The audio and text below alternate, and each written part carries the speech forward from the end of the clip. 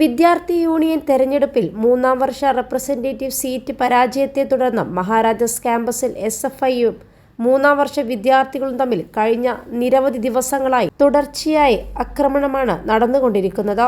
SFI മൂന്നാം വർഷ വിദ്യാർത്ഥികൾ തമ്മിൽ നടന്ന ഗ്യാങ് സംഘർഷങ്ങളിൽ ഫ്രട്ടേണിറ്റിയെ പ്രതി ചേർക്കാനുള്ള SFIയുടെയും മാധ്യമങ്ങളുടെയും നീക്കം പ്രതിഷേധാർഹമാണെന്ന് ഫ്രട്ടേണിറ്റി പ്രവർത്തകർ താമസിക്കുന്ന താമസസ്ഥലമടക്കം കയറി മർദ്ദിച്ച SFI നേതാക്കളെ ഉൾപ്പെടെ വധശ്രമത്തിന് പോലീസ് കേസെടുത്തിരുന്നു. ഇതിന്റെ വൈരാഗ്യം തീർക്കാൻ കൂടിയാണ് SFI നടത്തുന്ന വ്യാജ പ്രചരണം. കഴിഞ്ഞ ദിവസം കോളേജിലെ അധ്യാപകരെ ഫ്രട്ടേണിറ്റി മർദ്ദിച്ചുവെന്ന പ്രചാരണം കൂടി SFIയും വിദ്യാർത്ഥി യൂണിയനും നടത്തിയിരുന്നത്.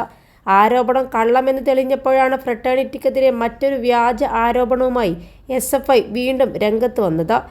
SFIയുടെ നേതൃത്വത്തിൽ നടത്തുന്ന വ്യാജ പ്രചരണങ്ങളെ ഏറ്റെടുത്ത മാധ്യമങ്ങൾ ഫ്രട്ടേണിറ്റിയുടെ വിശദീകരണം ഉൾപ്പെടുത്താതെ ഏകപക്ഷീയമായ പ്രചരണങ്ങളാണ് നടത്തിക്കൊണ്ടിരിക്കുന്നതെന്നും ഫ്രട്ടേണിറ്റി പ്രസിഡന്റ് വ്യക്തമാക്കി.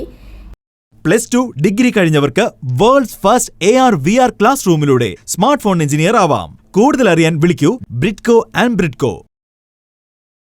SFIയുടെ നേതൃത്വത്തിൽ ക്യാമ്പസിൽ തുടരുന്ന ആസൂത്രിത ഗുണ്ടാ രാഷ്ട്രീയത്തെ വിദ്യാർത്ഥികൾ തിരിച്ചറിയുക തന്നെ ചെയ്യുമെന്നും കൂട്ടിച്ചേർത്തു.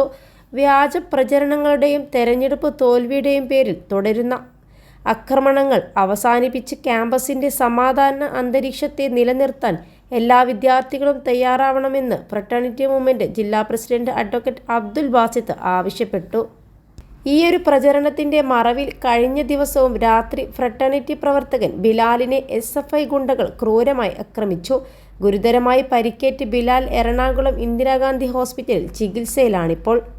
21 ലക്ഷത്തോളം സന്തുഷ്ടരായ ഉപഭോക്താക്കളും 2 ലക്ഷത്തോളം തിമിര ശസ്ത്രക്രിയകളും പൂർത്തിയാക്കിയ മലബാറിലെ ഏക കണ്ണാശുപത്രി അൽ സലാമ ഹൈ ഹോസ്പിറ്റൽ റോഡ് പെരിന്തൽമണ്ണ.